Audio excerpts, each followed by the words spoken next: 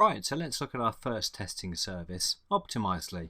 Note that it is spelt with a Z. I think I may have accidentally spelt it correctly throughout the last section, but it is with a Z. It's an American service. Okay, so here we are on the Optimizely site.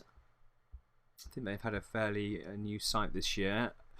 Now, if we go to the pricing page, you can see that the free starter account is pretty good and might be all you need to get going.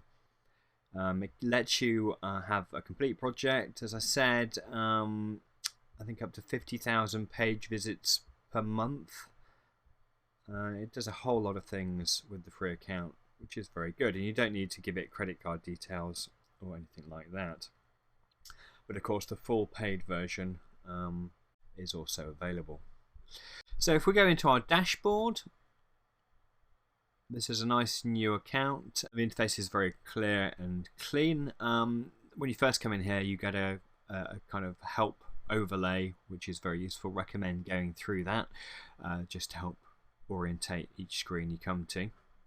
But the nice green button here is how you need to start to create an experiment. So let's give it a name and put in the URL.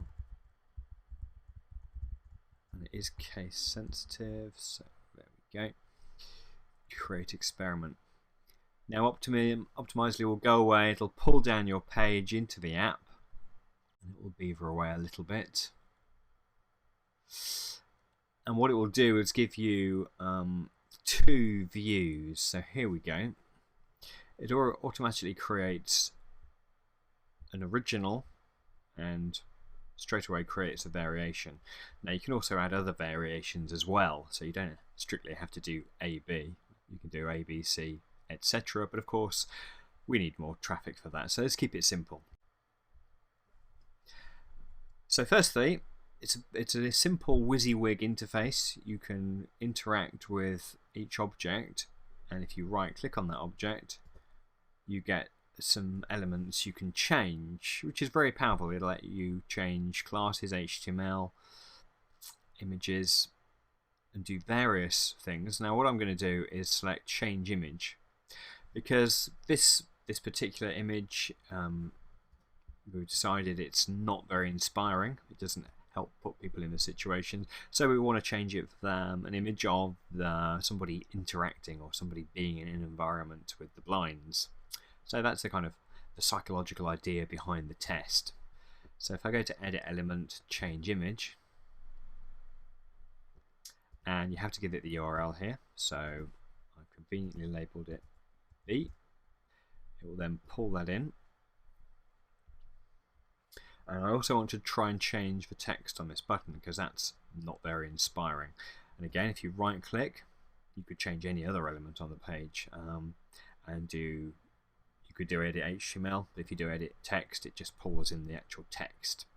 So let's put something a bit more inspiring. Transform your world. Okay. And there we go. We've now got two variations of the same page. And that's really all we have to do for the variation side of thing. Now there is one more thing we need to do, and Optimizely will, it's a very important thing, Optimizely will stop you in your tracks when you try to start the experiment. You can save as you go along. It will save, but it's best to get in the habit of saving anything you've done. So if you try and start the experiment now, well, it's going to complain because all A/B testing systems, they're going to need some way of keeping track of what's happening, and Optimizely wants you to put this script tag into your page. It's a very short bit of script, and I thoroughly recommend we put it right at the top of the head. So let's just copy that, close, go into my editor. Right, here's the page. So it's a very simple page, just for demonstration purposes. I'll put that script tag up there. Okay, let me just upload that. That needs to go to my server. I haven't got it set up in Coda, so let's just do it here.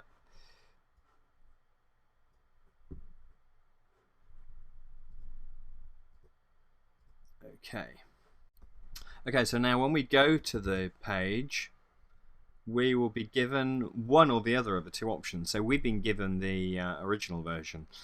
Now it's tempting to keep pressing refresh, but what's happened is a cookie has been set so that whenever this IP, this machine goes to that page, it's always going to see this one from now on, just to stop people seeing random things each time they go to the page. So if you want to test this out, you either go to another machine, or if you pull in some kind of extension to conveniently clear the cookies for this particular site, rather than doing all of your cookies, which is a bit of a pain. This is quite a useful cookie extension for Chrome, which does it just for this site. So then I'll refresh. This might take a few goes. No, getting the same one again. Same one again.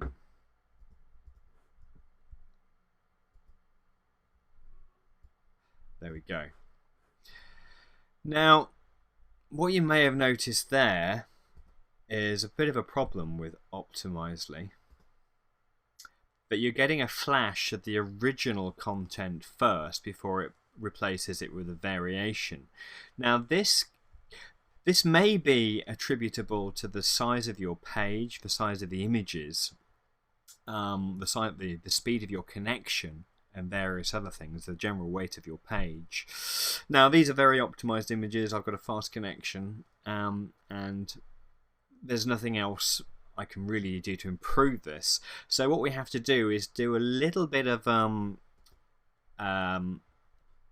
a hack, I don't want to say hack, but a little bit of persuasion on the code that's actually used by Optimizely. So down here at the bottom you will see a little panel which actually shows you the code behind what you've done. So on the variation you will see that it injects with that line of JavaScript that we inserted a bit of jQuery, which just does a bit of switching. So it switches the images and it switches the text.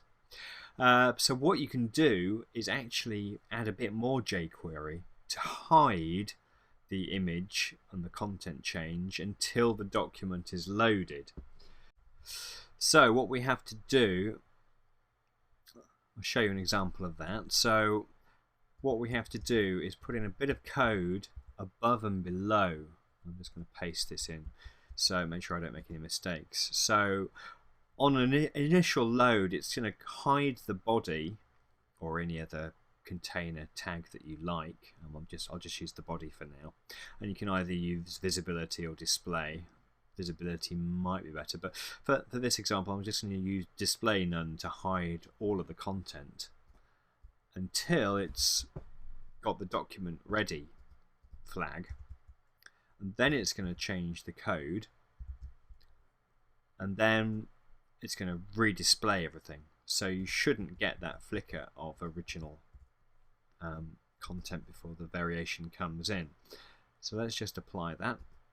Okay, so that's now happy, and this is the code it'll run when it gets the variation option. So let's hide that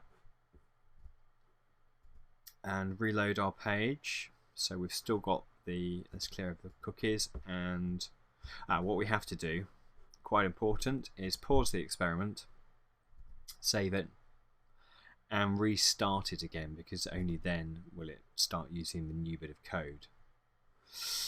Now I don't know why it doesn't think it's got the snippet.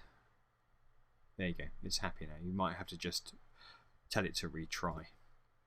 Okay, so that's running again. Let's reload the code. Okay, so we're getting the control version to start with, so let's clear the cookies until we get that variation. Nope. Nope.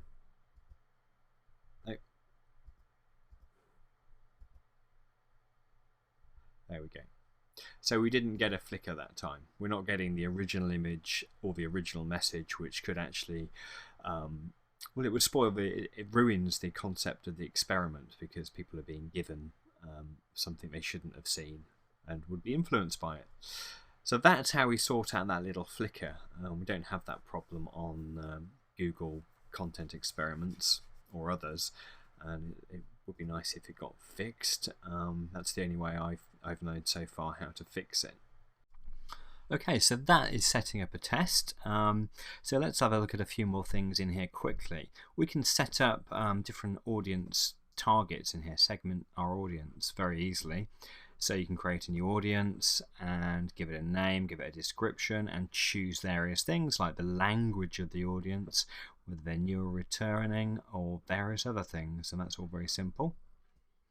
Let's close that. You can also create goals, so you can create a goal based on an event. So we could track the click on the button rather than page views, which is a custom event, and we can set that up.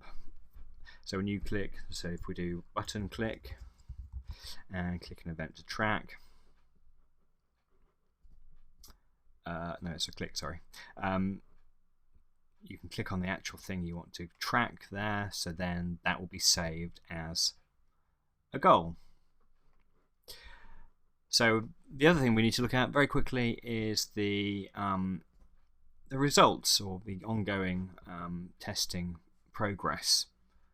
So if I click on blinds and go to view results, we will see not very much in my case, because I've only just started the test and there haven't been many viewers. So it gives you an idea of the number of visitors and which version is being looked at mostly, the number of engagement activities, so clicking anywhere on the page, and here we can see the goal I just set up, so the number of people who've actually clicked on the button for one or the other.